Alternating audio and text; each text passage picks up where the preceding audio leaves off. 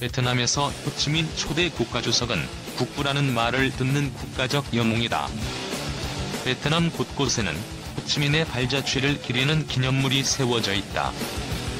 베트남 화폐에도 호치민의 초상화가 들어있다. 베트남에는 호치민 이외에도 국민들의 존경을 한몸에 받아온 또 다른 인물이 있다. 해군의 아버지라고도 불리는 전 응다오 장군이다. 전 장군은 세 차례에 걸친 중국 원나라의 침입을 물리친 인물이다.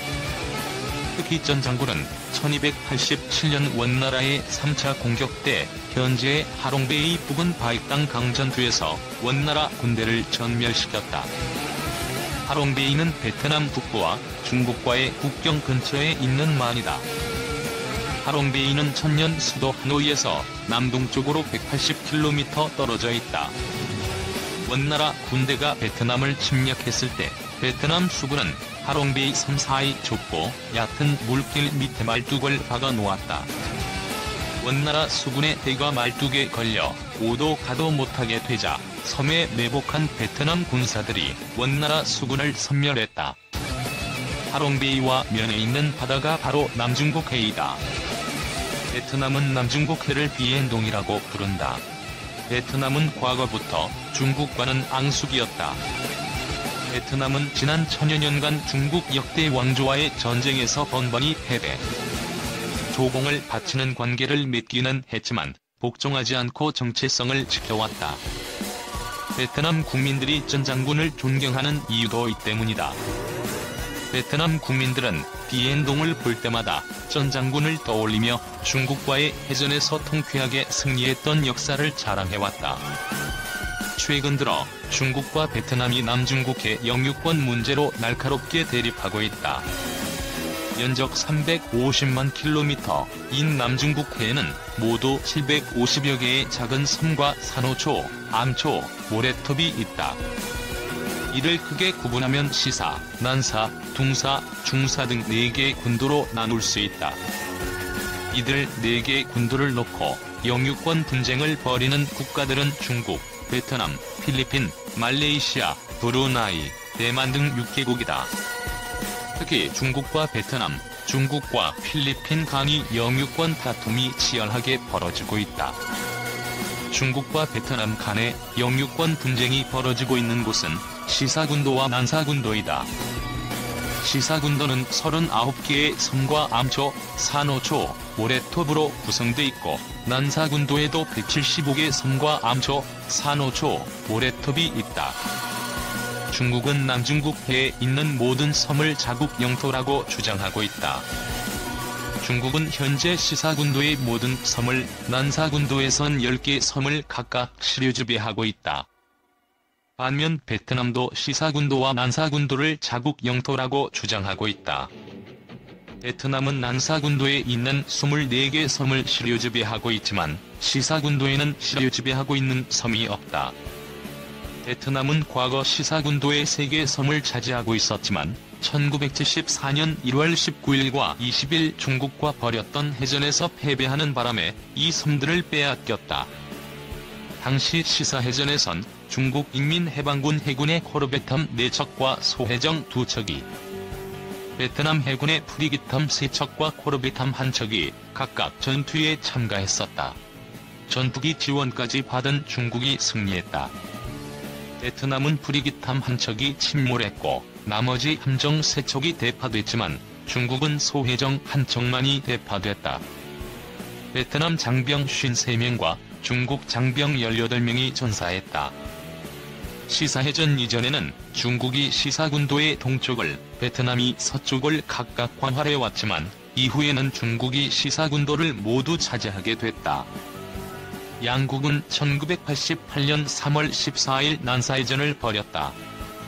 난사군도에 있는 산호초에 해상관측 기지를 건설하려던 중국 인민해방군 해군과 이를 막으려는 베트남 해군이 전투를 벌였다.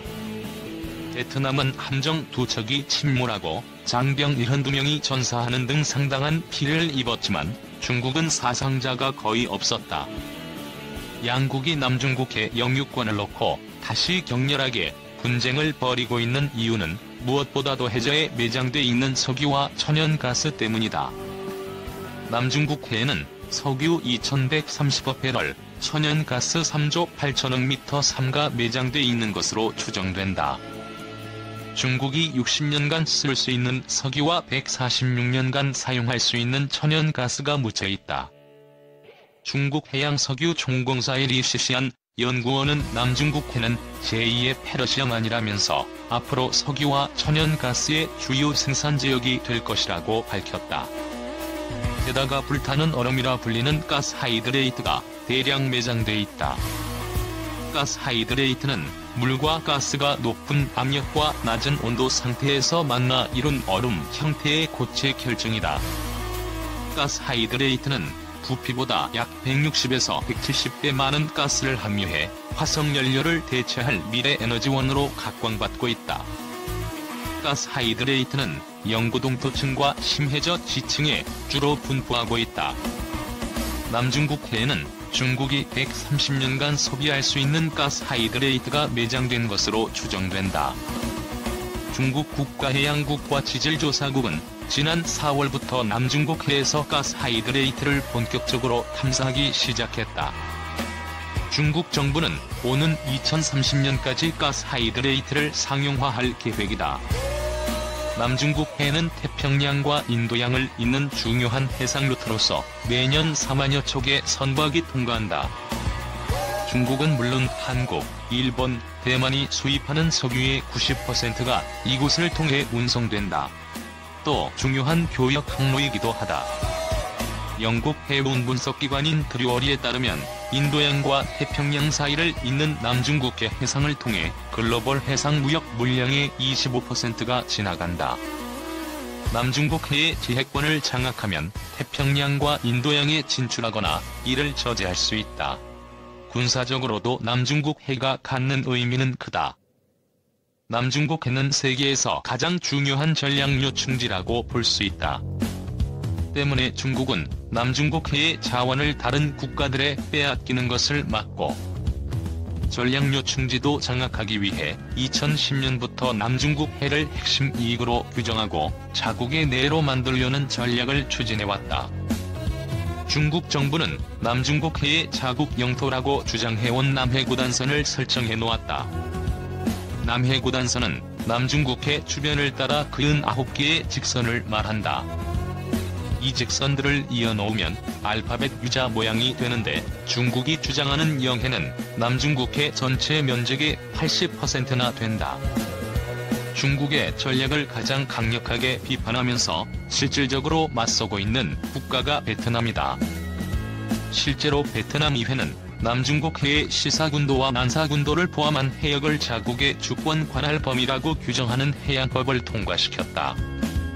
베트남의 해양법은 중국의 전략에 정면 도전한 셈이다.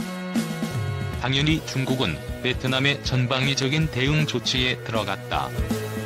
중국 정부는 난사, 시사, 중사 등 3개의 군도를 통합하고 이를 관할하는 산샤시를 시사군도 융싱다오에 새로 설립하고 하이난성에 소속시켰다.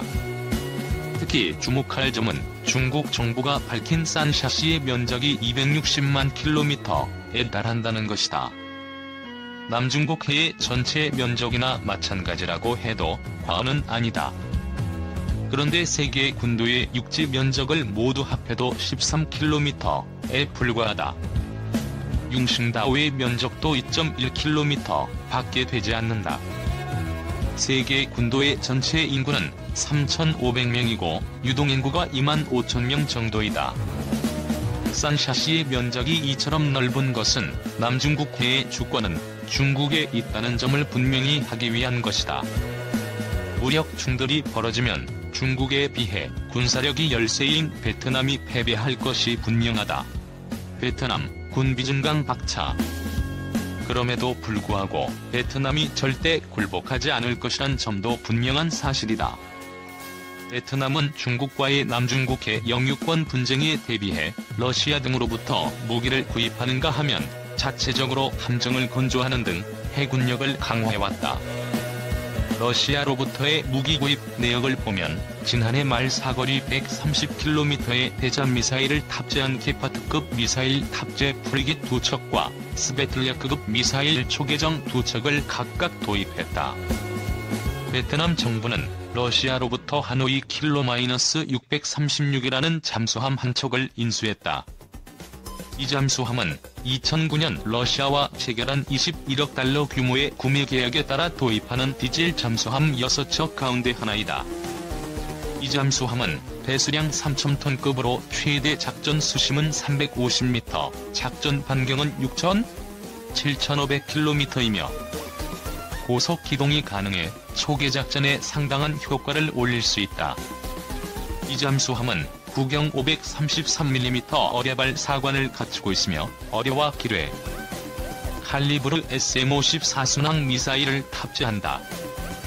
호치민으로 명명된 이 잠수함은 기동 시 소음이 거의 발생하지 않아 블랙홀로 불린다.